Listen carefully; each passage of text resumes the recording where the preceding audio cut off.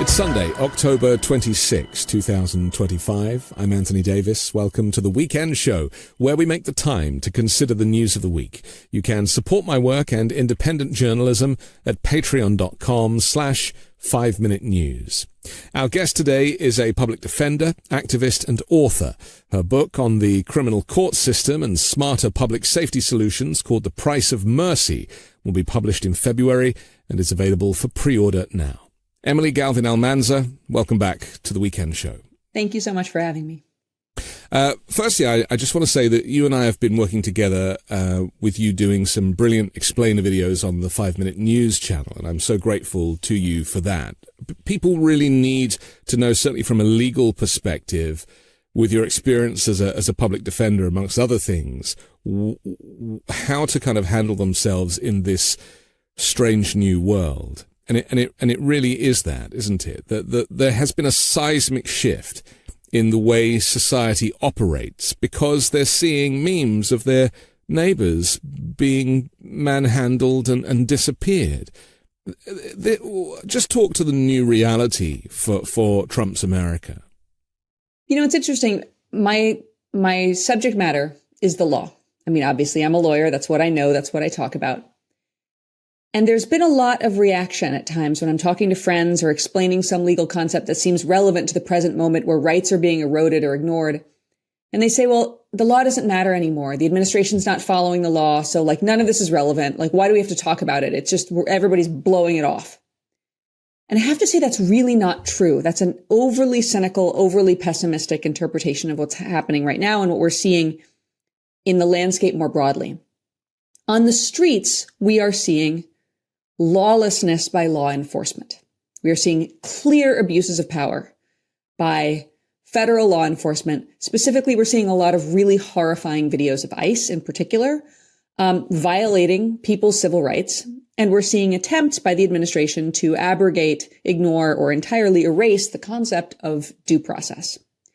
But we're not seeing the same thing from the courts. Largely, we are seeing the courts shut this down. And yes, one can point out that when things get to the Supreme Court, at this moment in history, there's an awful lot of sympathy for the executive at the Supreme Court, but not every case can make it to the Supreme Court. There's a limited number of cases that those 9 justices can hear and adjudicate.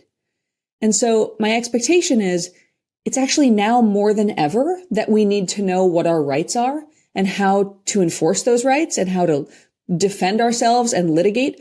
I mean, looking out at the broader landscape of civil rights violations, if we were to see every single person right now who is eligible, who has sufficient factual basis to file a civil rights suit against federal law enforcement actually do so, it would be a sheer volume of civil rights litigation that I do not think could be completely shut down by the Supreme Court. I think a lot of people would see a lot of success on those claims. And I think that as a disincentive to misconduct, litigation, especially litigation on matters where police have gone so far outside, and by police, I'm including all forms of ICE, law enforcement, let's say law enforcement actors have gone so far outside the bounds of what is defensible official conduct that they could become even personally liable for their actions. That's a major disincentive to people being brutal in the streets. So, yeah, now's the time to talk about civil rights. Part of the issue, as I see it, is that people who are caught up in a kind of street situation where ICE are present and ICE are either indiscriminately kind of looking for people, racially profiling them, as they've now been given authority to do by the Supreme Court, but others who are trying to protect them because they're friends, neighbors, or just, members of citizens of society who get in the way are often being arrested too. And these invariably are Americans and not, legal citizens and people who ultimately, have every right to do that. But what seems to have changed is if you put your hand on somebody, then we're hearing this a lot from the regime. If you put your hand on somebody or raise your voice, I mean, there was one guy who played the Darth Vader Imperial March soundtrack whilst ICE were moving around, and he got arrested and detained. So what has changed in terms of people's rights and the executive with ICE taking advantage of that? Because, I mean, they do have a quota for arrests, and it does seem like they're just going for anybody who gets in their way. So I need to be really clear about this. Nothing has changed with regard to what rights people have. And what you're describing, we often say in my field, you can beat the rap, but you can't beat the ride. Which means that in the moment, on the ground, when you are facing a completely unjustifiable arrest, you can't stop that from happening. It is not within our power as citizens to stop law enforcement from unlawfully apprehending us and taking us somewhere. However, you can litigate that. You can, I mean, we're seeing most people who've been wrongfully detained whose cases I have followed have been released fairly immediately. Right. That does not mean they don't have a cause of action. I mean, obviously, the horror and trauma of being publicly and brutally and violently arrested and taken to a detention center is actionable when it is carried out with no lawful basis. And to be clear, filming the police, speaking out against the police, insulting the police. You can't threaten violence against the police, but you can use the F word. I mean, that's within our rights as Americans. And so we're seeing right now a lot of people who can't beat the ride. But we're also seeing a lot of people who, if sufficient legal resources are put at their disposal, and that's a crucial point, if there are sufficient people out there who are going around saying, I'm a civil rights lawyer, let me take your case. Or, I'm not a civil rights lawyer, I'm a partner at a big firm, let me take your case. Yeah. We're seeing people who could beat the rap and who could create a form of accountability for this misconduct that nobody else is going to create. Because the government is not going to police itself. DOJ, law, the Civil Rights Division is not coming to anyone's rescue right now. So we're really going to have to let essentially like the free market of litigation create the consequences that we believe are important to create incentives for good behavior among armed law enforcement. Another caveat to this, though, is that some people don't believe that these officers really are who they say they are. Yeah. Because they're either not identifying themselves properly, their uniform looks like it's come from Amazon, they are masked unless they're in California now, where I think an executive order was passed where they have to show their faces, although I don't know that they're all sticking to that.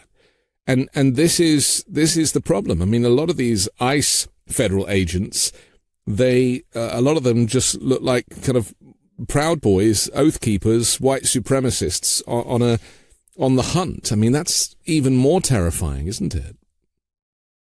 It is, but I don't want us to narrow the problem. I mean, by assuming that that's who these people are. First of all, I completely agree that without identification, there is no way to know if the person in front of you is a kidnapper or federal law enforcement. Yeah. We don't know. It is completely reasonable for the citizenry to treat these encounters as unreliable and, as potentially civilian criminal, misconduct, as long as our federal government refuses to create a way for ICE to be legitimately identifiable.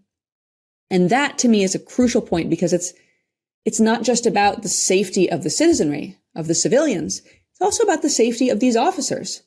Because if you're out there and you have no way to prove that you are not a kidnapper, you have no way to prove that you're not conducting criminal activity, that puts you ultimately in a dangerous position. So there does need to be some way to make these folks identifiable. That, of course, goes to accountability as well, right? People can be much more extreme in their behavior when they know that they are unidentifiable and unsuable, because it's very, very hard to figure out who they are and name them in a complaint. But there's something more too. ICE has created the kind of incentives for joining their ranks that the Republican Party flipped out about when the Biden administration tried to do it. Student loan forgiveness, right?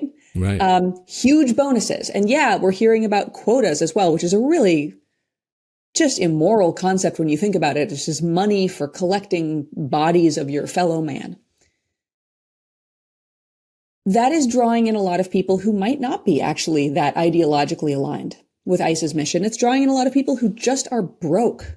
Yes. Just really need a job. This is not a great job market right now. There's a great book I just read by Jean Ludwig called The Mismeasurement of America, talking about how even our most reliable federal data dramatically underestimates the scale of the problem when it comes to low wages, high unemployment, and a dollar going less far today than it went 20 years ago. So you're seeing a lot of people who might have affinity with the community they are attacking and policing. But they're in these jobs because it is expedient and they are incentivized to do so financially. Yes, there's been like very large sums suggested, like $50,000 signups, although some of that has gone quiet now. And we're also hearing that a lot of the applicants have not been able to pass the physical test, doing the sit-ups and the push-ups and running the distance. Not many, I have to say. It's like not that so, many. So they've had to lower the standard, right? They've lowered the standard.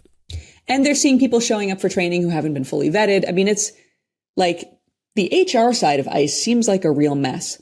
I do want to point out one interesting highlight, though, on the protection piece, the like protection of civilians piece, which is there was an article this week in which, you know, the headline was Nancy Pelosi saying that police can arrest ICE officers. But what really happened was that San Francisco DA Brooke Jenkins indicated that she was ready to hold ICE officers accountable for misconduct that happens in the streets of San Francisco. And she was ready to ask the San Francisco Police Department to enforce California law, even against federal law enforcement.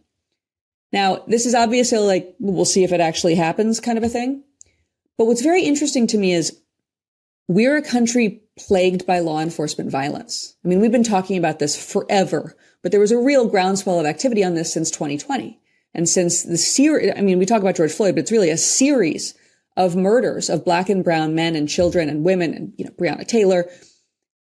We obviously have a very long history of law enforcement who is not held to the same standards of conduct as you or I.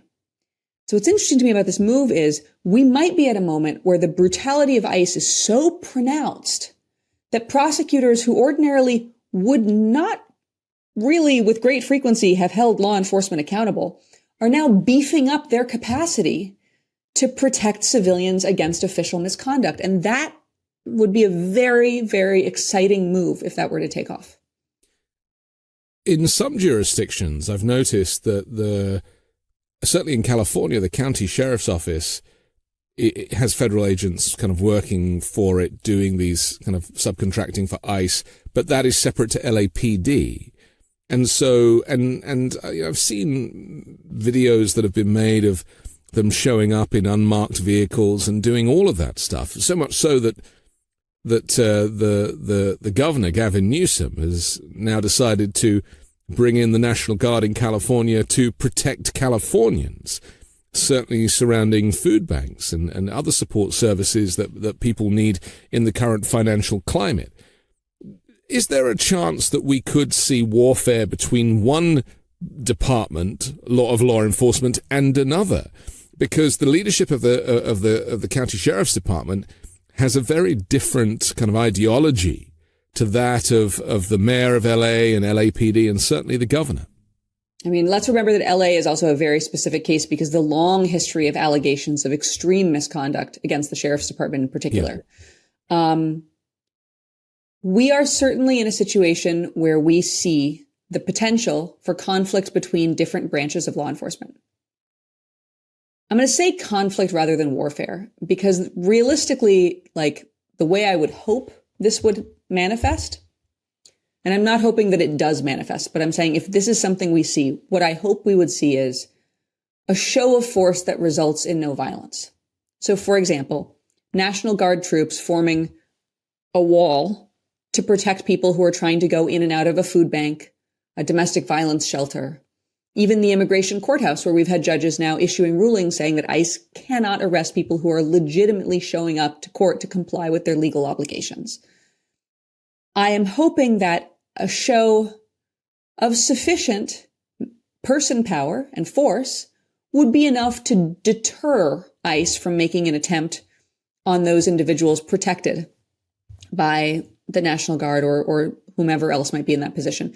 I'm optimistic about that because we've seen instances of civilians pushing ICE out of their communities. ICE, or I should say people claiming to be ICE. Because again, we're seeing people in like Amazon costumes with like a random minivan, like masked guys in a Honda Odyssey trying to whisk someone away. And we've seen civilians raising alarms, pushing back on that, and actually driving these individuals out of their communities.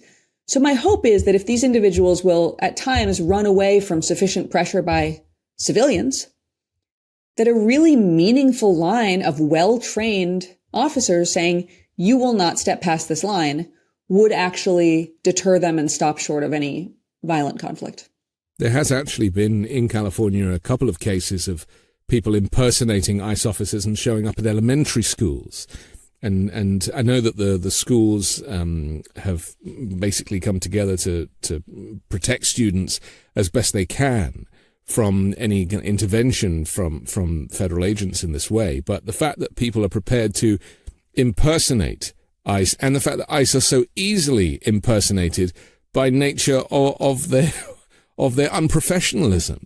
Yeah. I wanna ask you though about this kind of top-down diktat, because when we see Donald Trump talking in such a way about people of color, about immigrants, I hate the word illegals, it's so completely offensive, but undocumented immigrants, the use of language, the rhetoric, it does cascade down to law enforcement, especially those who have an axe to grind. And certainly, and I'm using the video evidence because obviously I'm trying not to go out at the moment. I'm trying to stay safe. And this is a lesson to a lot of people. A lot of people are staying home because they don't want to accidentally get caught up in the parking lot of Home Depot with some incident. But from the video evidence that I'm seeing, it's the case that a lot of these agents, the back chat and their responses to the public is so contemptuous that they really don't care. They've been given this authority, and Trump has said out loud, you have the authority to do whatever you want. If anyone gets in your way, then they are fair game. I mean, that is a problem, isn't it? It's a huge problem, and this is why I'm talking about other forms of accountability.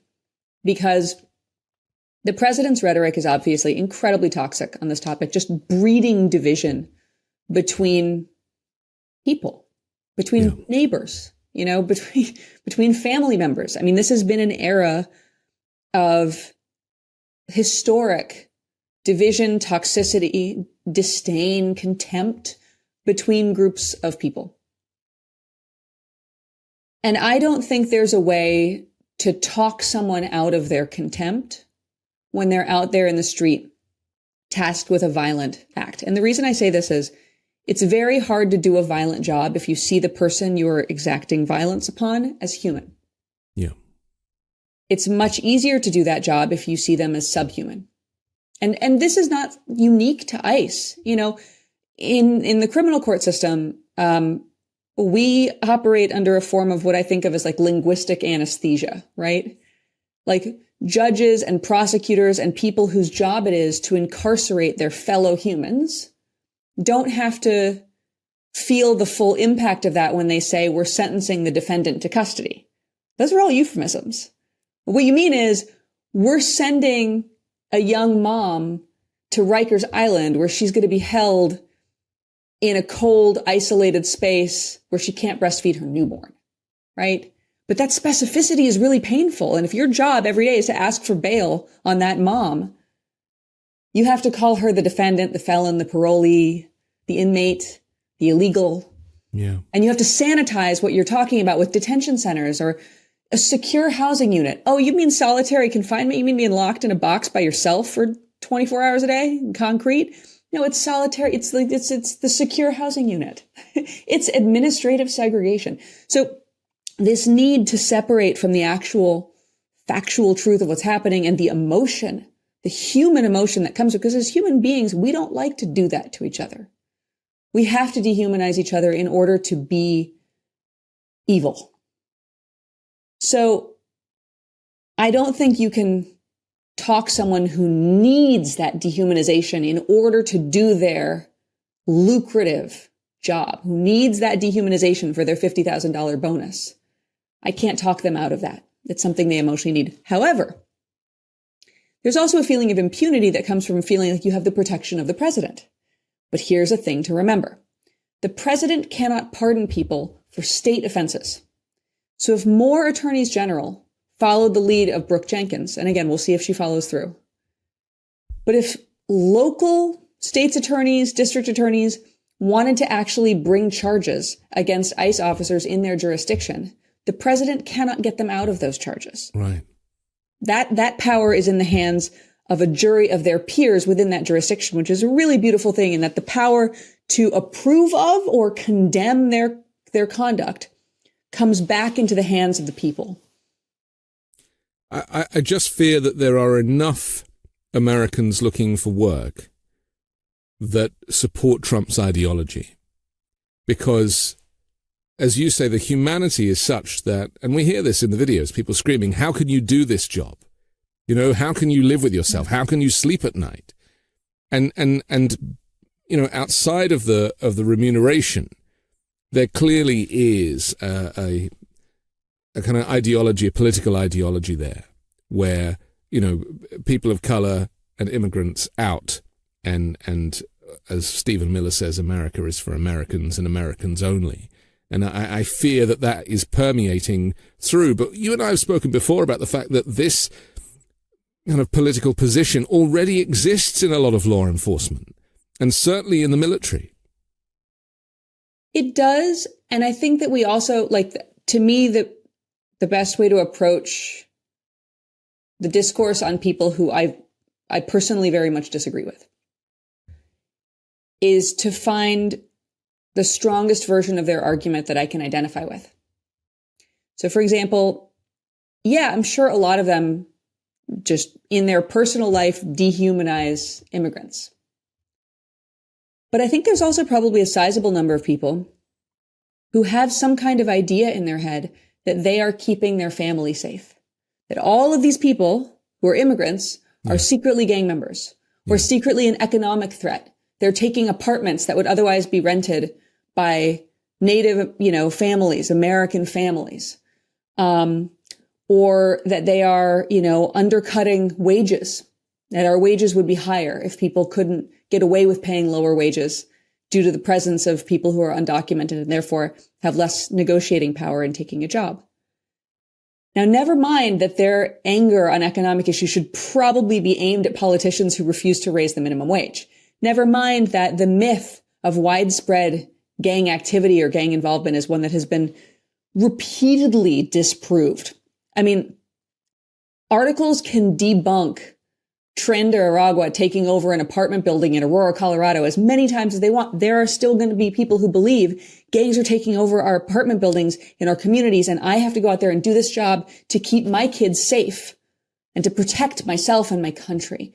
And so I want to name that because there's a very big difference between Stephen Miller's highly informed and intentionally incredibly xenophobic perspectives and the perspective of someone who is doing this job without that same level of information.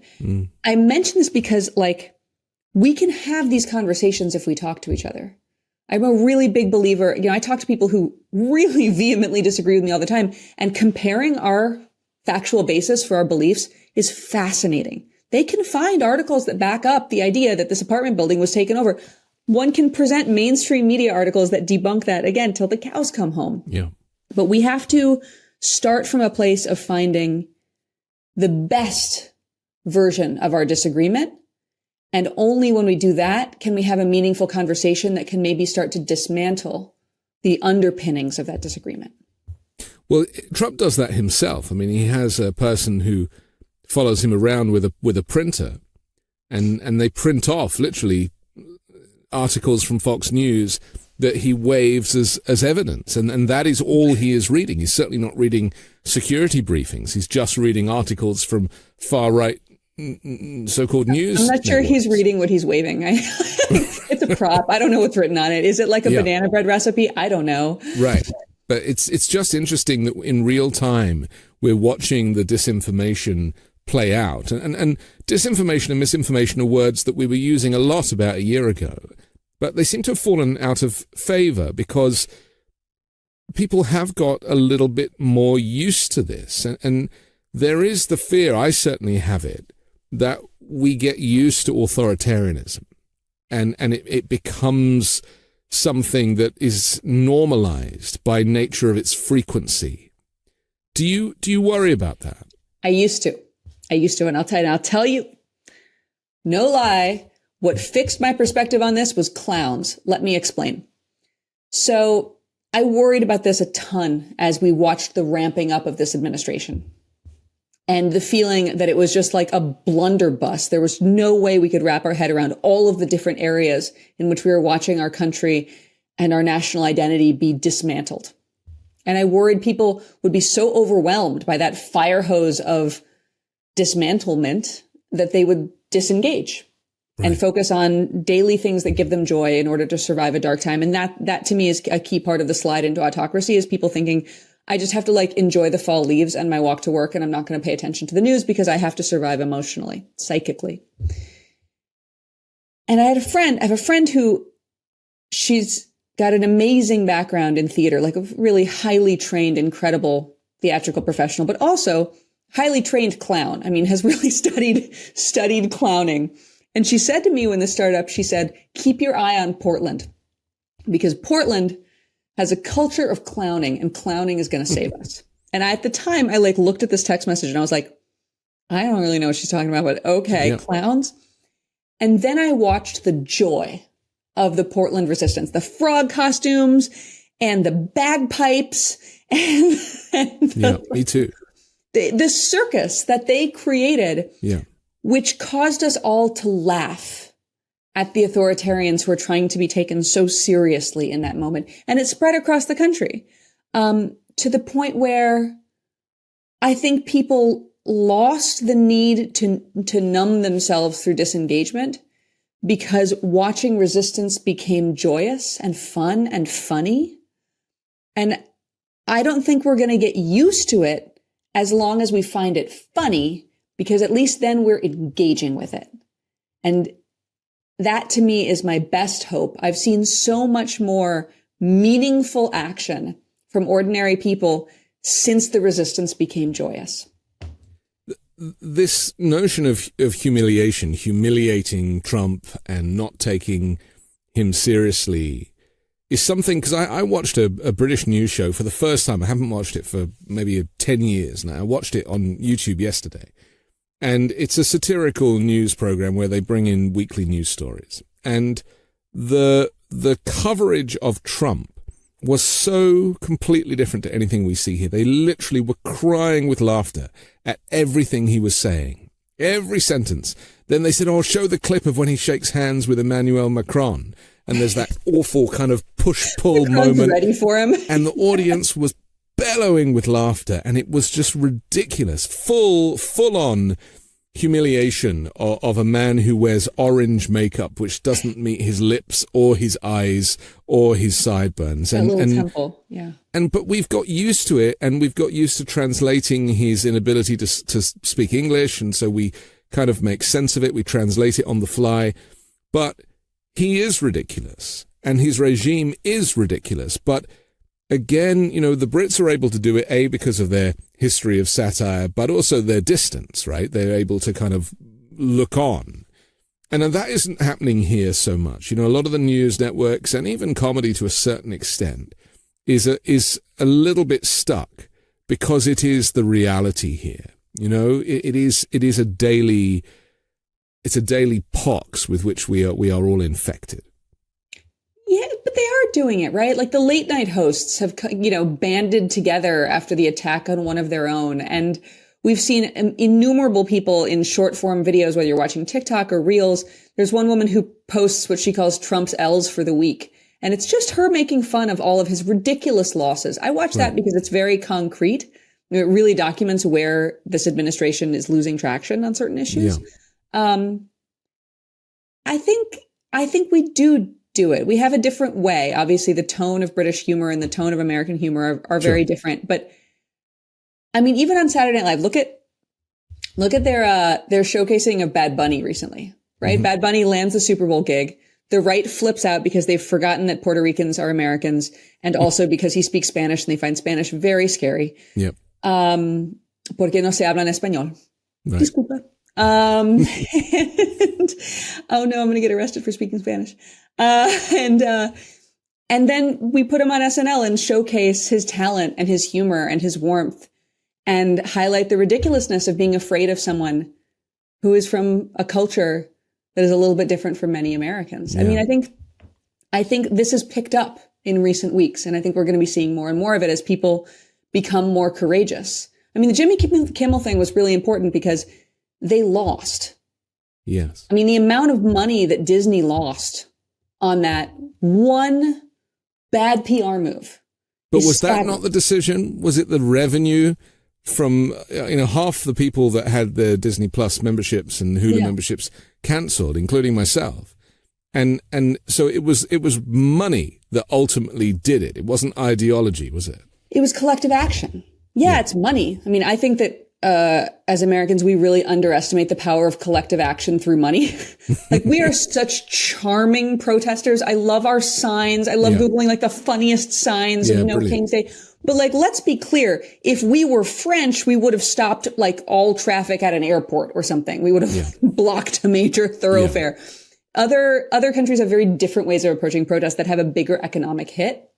This was an instance, Jimmy Kimmel was an instance of Americans realizing that it is their purchasing power that allows them en masse to force change. Right. And I think if that lesson gets carried forward into sectors that don't have to do with streamers or entertainment, it could be a really interesting political development. And Target had the same, didn't they? With the boycott of them over DEI. Yeah. The boss quit eventually. And so I don't know whether they've brought the policies back or not, but it certainly had an effect on the management. Listen, we have to take a quick break, but I want to come back and talk about the retribution campaign of Trump against his former enemies, the kind of people in senior leadership and in the public eye, from John Bolton and James Comey to Letitia James and goodness knows who else, who are on the receiving end of his attacks. We'll do that next on The Weekend Show. The guys at True Classic started with a simple mission to bring premium, comfortable clothing to the masses, because looking and feeling great shouldn't come with a designer price tag. And clearly, people agree. People vote with their dollars, and True Classic has sold over 25 million shirts to more than 5 million customers and racking up over 200,000 five-star reviews. This brand isn't just about fabric or fit. It's about helping guys show up every day with confidence and purpose. Their shirts fit where they should. They feel incredible. They don't break the bank. You get that tailored look without sacrificing comfort or blowing your budget.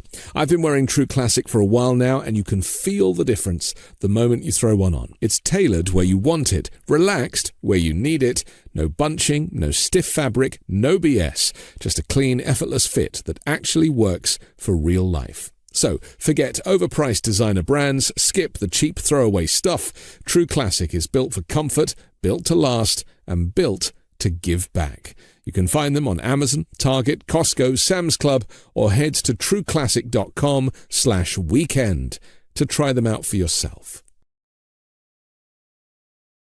When you start a podcast, it seems like you have to figure it out all by yourself. Scripts, setup, filming schedule, logos.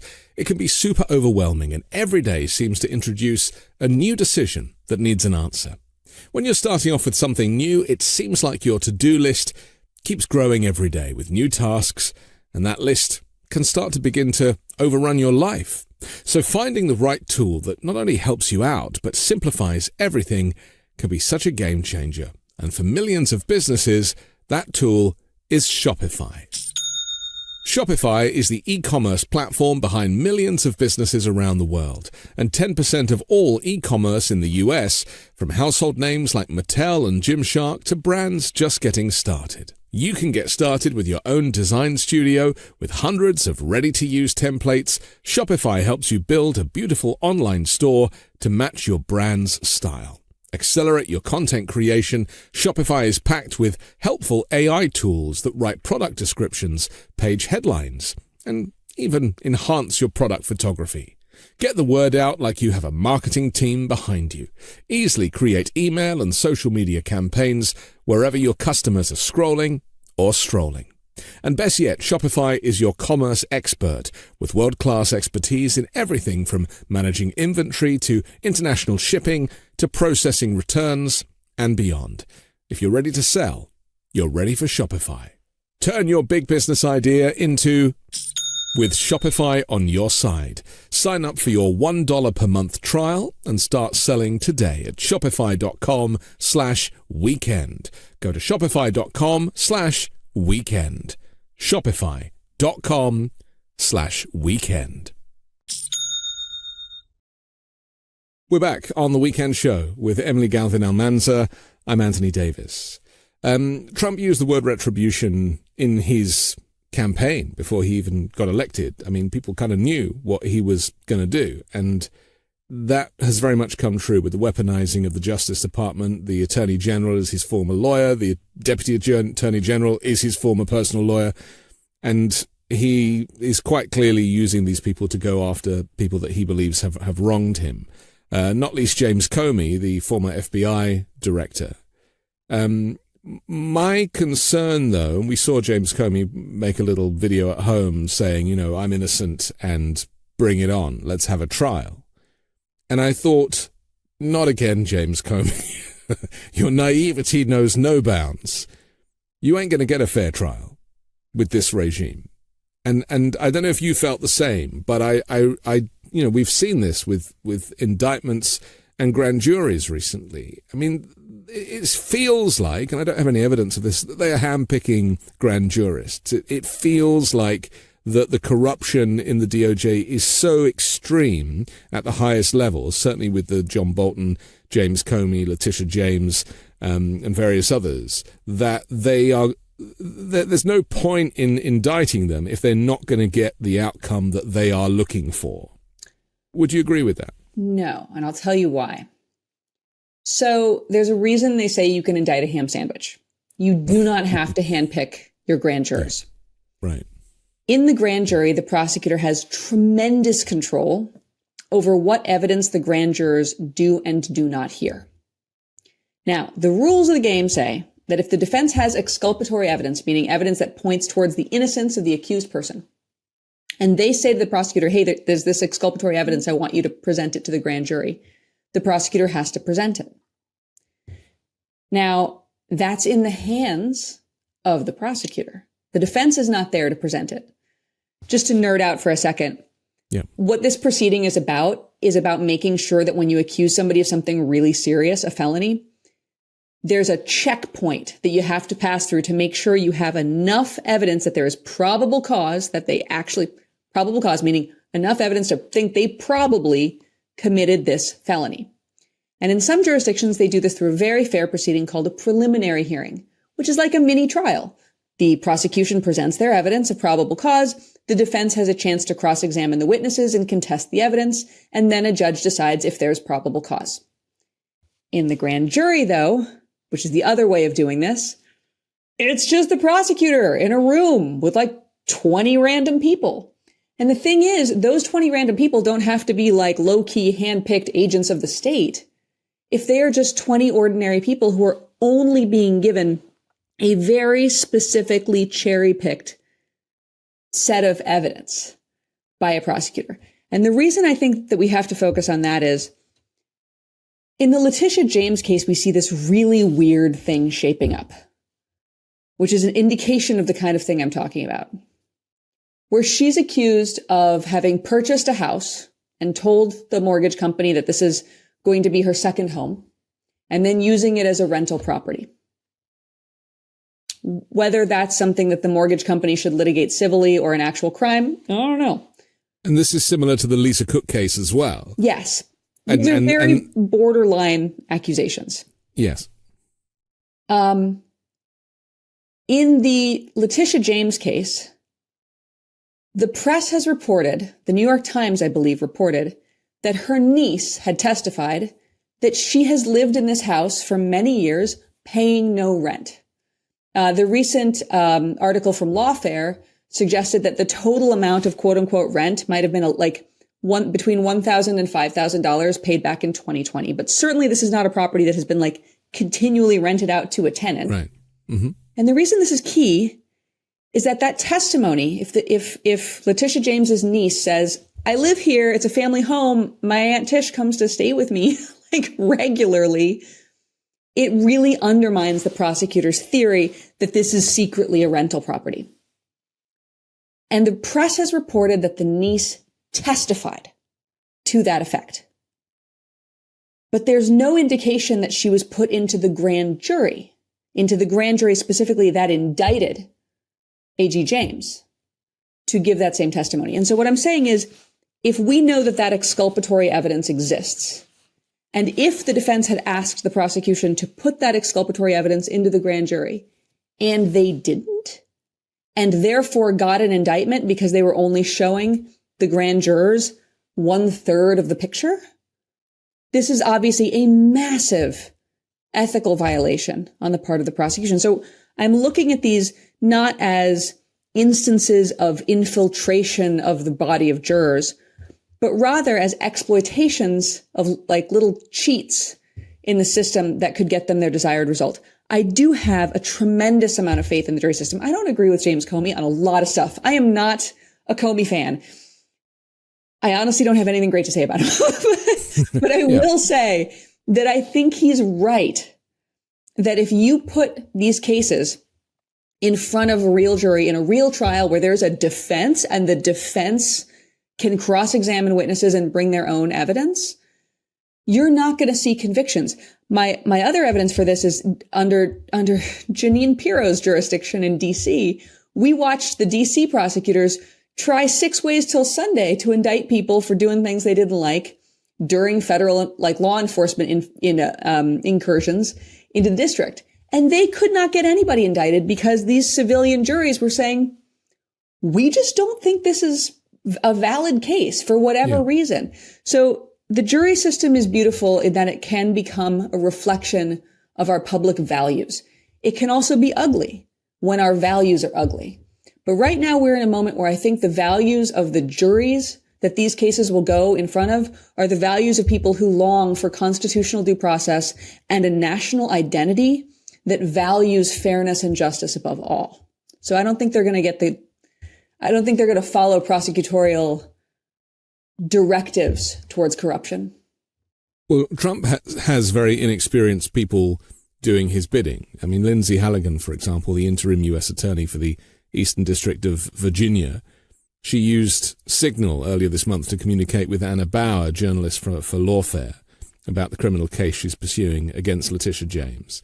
And it's so that there is the chance that it could be the prosecutors that end up being prosecuted, or removed from these cases, right? Because, Trump doesn't have access to good people anymore. I mean, nobody wants to work for him.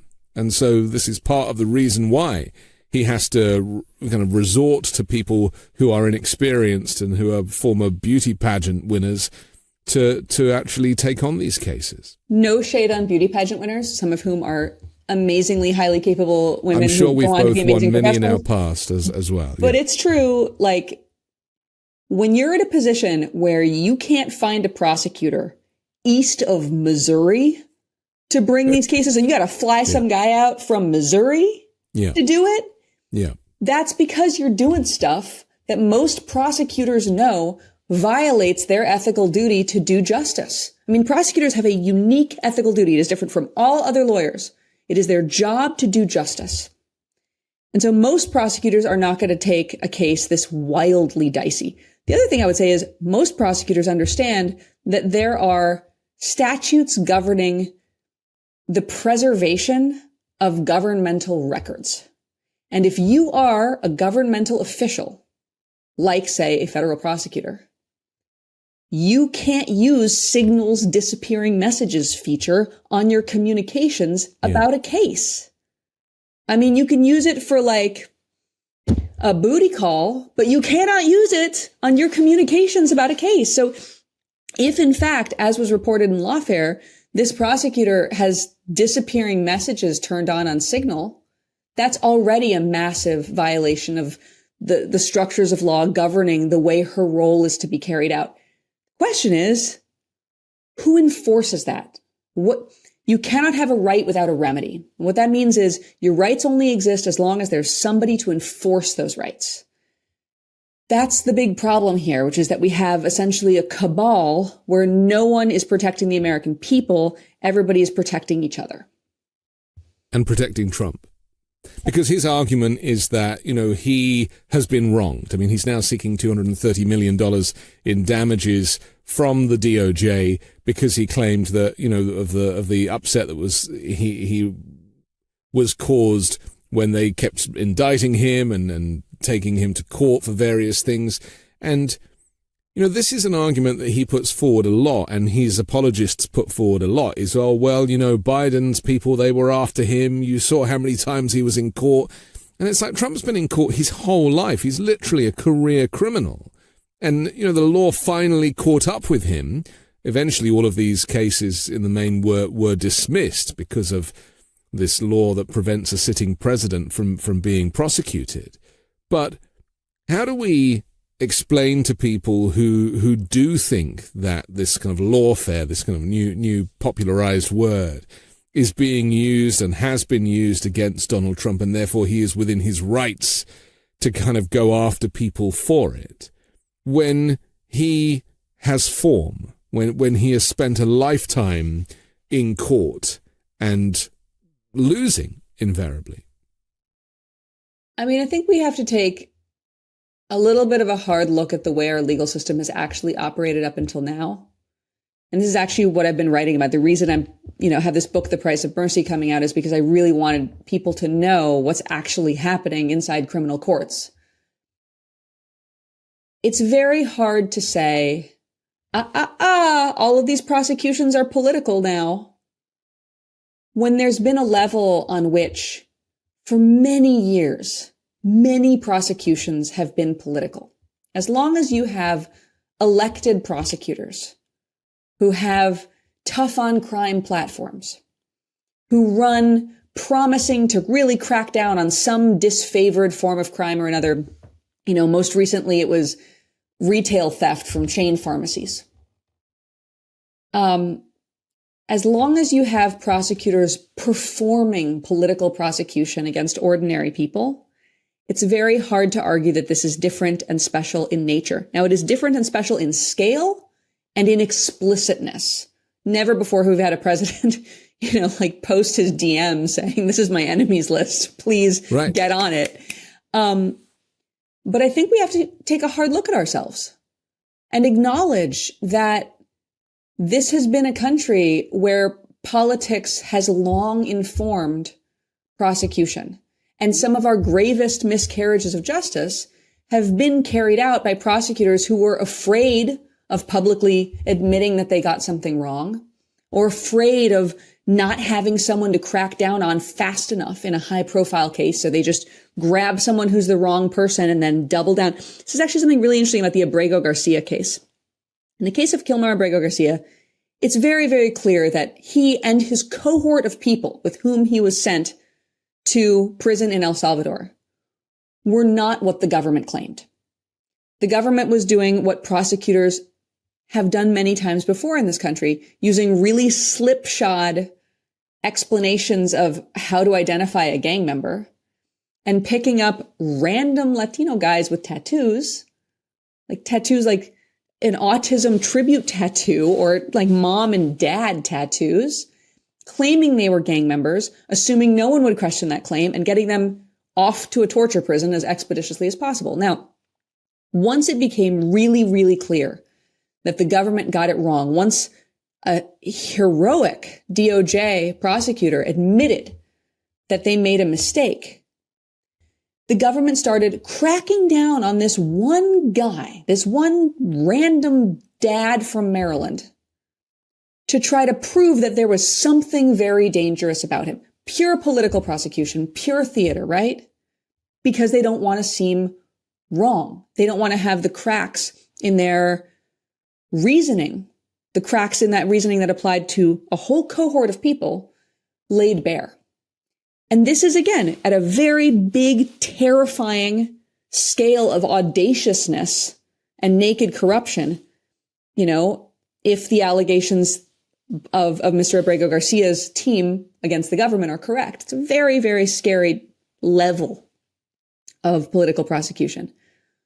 But I can tell you that that type of thing, where the government has gotten the wrong person and then doubled down on them, has happened in every city, county, and town in America. Ask any public defender, and they will personally have had a case where the wrong person got arrested and the cops didn't want to admit it and the prosecutor didn't want to be embarrassed, so they took that case all the way to trial. And sometimes as defenders, we get our point through to the jury and we win and we save an innocent person from being a political victim. And sometimes we don't, because the political fervor that carried that prosecution forward is a political fervor that has also infected the neutrality of the jury pool. So basically, I think we have to recognize that this is terrifying and huge, but also that it's the growth of an American phenomenon, not the inception of something new. Finally, let's talk about the kind of weirdest metaphor for Trump's presidency, and that is the desecration and destruction of the East Wing of the White House. Because as sad as it is to watch, and a lot of people who, you know, feel it's the people's house feel very personally aggrieved that this has been done without any planning permission. He's not gone via the proper authorities to do this, because of course, you know, he is the supreme ruler of all of America, and everybody answers to him, including planning officials.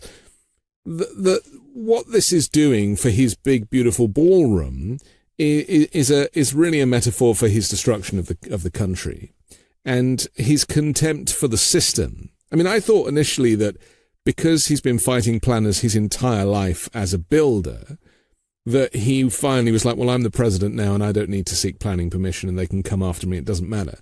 But then I also had a thought that because the East Wing traditionally has been the home of the First Lady and the offices of the First Lady, that it was also a kind of two fingers up to Melania as well. That in some way he was kind of getting back at the fact that she doesn't love him, or she isn't showing him the gratitude that he feels he deserves. I mean, I don't want to get too deep into kind of the marital, the psychology of that marriage, but there's a lot at work. There's a lot at play here, isn't there? This goes beyond the corruption of having these private investors pay for what was supposed to be 100 million, then 200 million, then 250 million this week. I heard him say 300 million in the Oval Office yesterday. And then a couple of days ago, there was also the mention of 400 million. I mean, the price of this ballroom seems to increase depending on how many people want to curry favor with this regime by paying for it. Yeah, it's just like a contractor, right? To keep jacking the price up, the more they find there's might be money on the table. No, right. I'm kidding. Not that he's going to pay the contractor, of course. We've got all that to come. I'm saying that he's like a bad contractor. No, yeah. First of all, let's not assume that Melania even wants to be in the East Wing. Like, as far as I can tell, that girl wants to be home in New York, and she wants nothing to do with any of this. Yes. I'm not sure how attached she was to the East Wing, but the rest of us were. And that's actually the shocking thing that I'm feeling and seeing in people around me. I didn't know I cared about the White House, qua White House. Like, I didn't know that when they said this is the people's house, that I actually did feel a sense of personal ownership of our national heritage. I mean, I guess I should have realized it because whenever Hollywood wants to really shock the audience, they blow up the White House. Yeah. But the emotional impact of seeing it torn to shreds with rebar hanging out and everything turned gray by the dust of crushed concrete was so horrifying. And I feel like a lot of people have shared that reaction. And obviously, you know, sometimes this doesn't make it to the top of the news cycle because it's not the most important story. It's not the most violent or scary story. But it's symbolic. It's symbolic. And also it's symbolic because it's not just, a cutting of red tape. Like, the president can do this. There's some forms. He didn't fill out the forms. No, that building, as I understand it, is in the custody of the National Park Service. Mm-hmm. It does not belong to him. It is currently where he is allowed by his office to reside. This is a little bit like if I worked at Citibank and I slept under my desk, that wouldn't make Citibank my building. Yeah. So it's really watching someone, because he has the brute force and power, destroy someone else's house. Not to mention the fact that there's four, as I understand it, beyond the Parks Commission, there's 4 levels of authority and approval that are necessary to make modifications to the White House or to any part of the National Mall.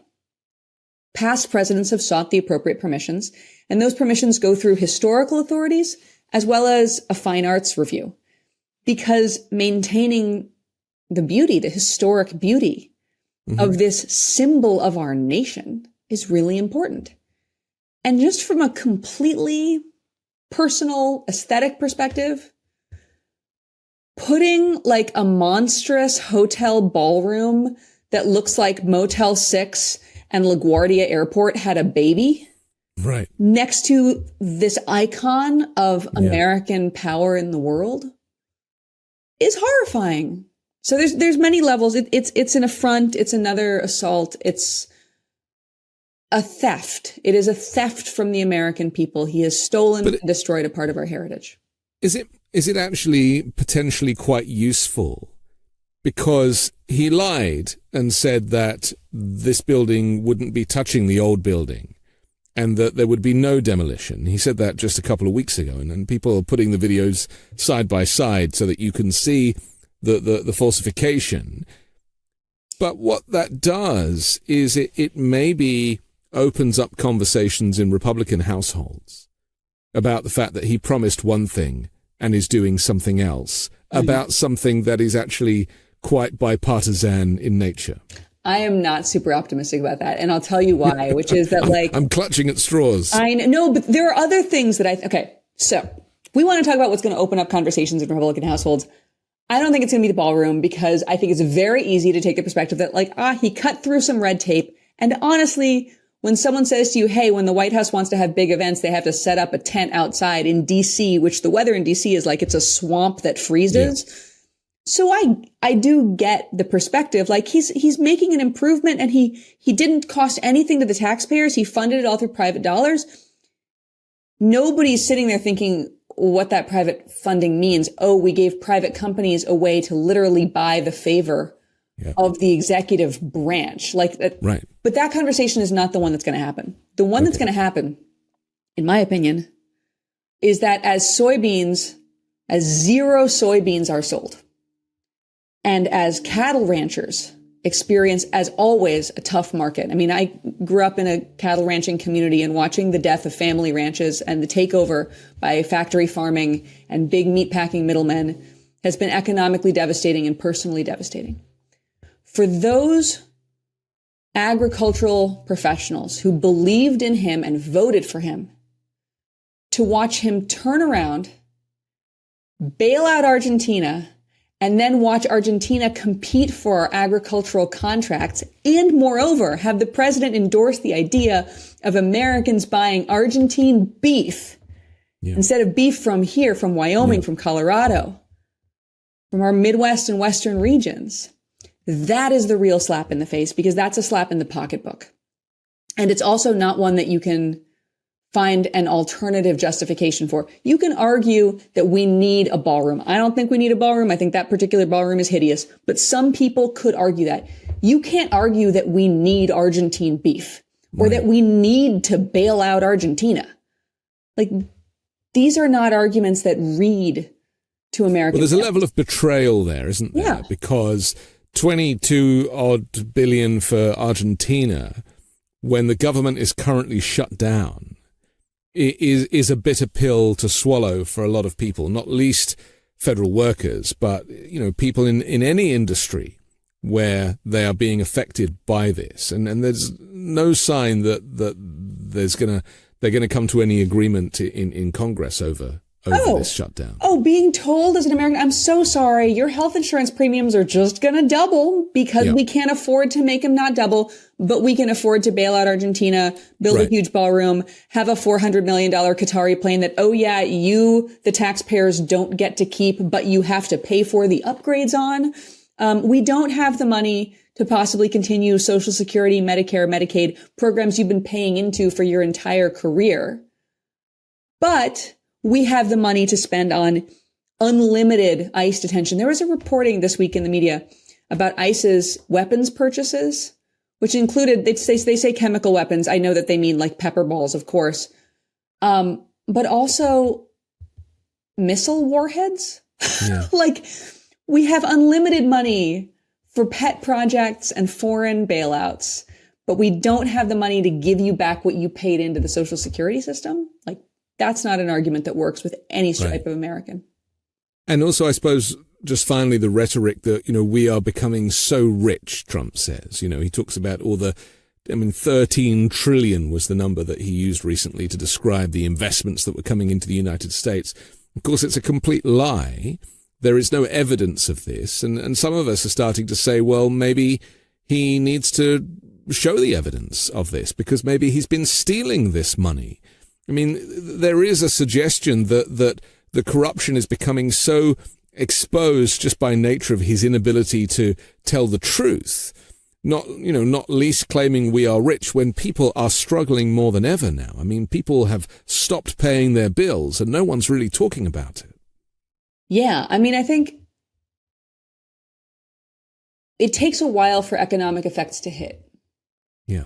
And we've been experiencing, the reason so many people were frustrated during the Biden administration was actually, this is what I've been reading about in Gene Ludwig's work, our unemployment numbers.